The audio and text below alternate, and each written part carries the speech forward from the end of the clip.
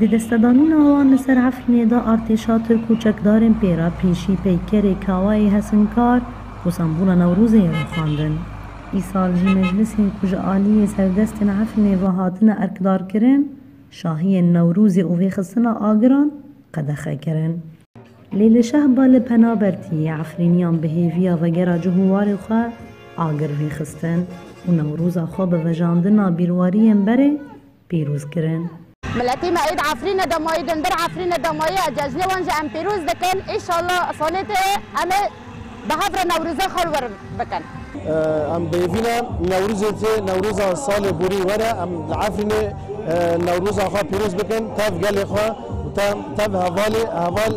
اخوا وحمو قال ما العفرينا ما بدل بينا نجاره جدا ده سال ده ام سر جواره خراب بینم عیدا خال و داره دکن سالا بره ام سر جواره خواب بین و اول جیرانه خواب بین سر آخو خواب بین ده سال نجی ام در کتن داره قربتی الخریبی ام عیدا خود دکن. نوروز عفرینیم پنابر لشهبا بشاهی درواز بو به داهول و زرنه و گوون داچای کرمنج نامه خودی در کتن الچان داخواه نیشاندان کما بوتان جیب ستران خواه جوشان نوروزی گشت کرن. براستی ام که خوشن و سربلندایی کجمنه گو ایرو گو ام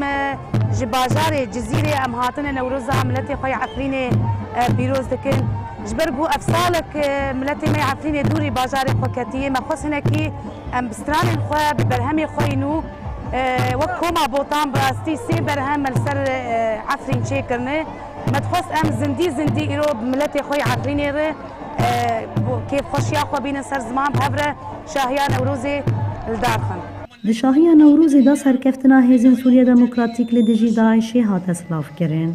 هر وها پیام ریوبریا خسر و آلین سیاسی جبو عفرینه هات مخاندن. سروکا دسته یا ریوبر د مجلس سوریا دموکراتیک دا نامه خوش عفرینیان را گود. اف رح قال جرينجا كو تجار قال ماج آخو قطنابه دورنا كذا جبوكو فجر هر بخبتها ودفي واردة رايا جشتي آ دنياي ارتق في بدنجي خود ببشكينه لبرامبر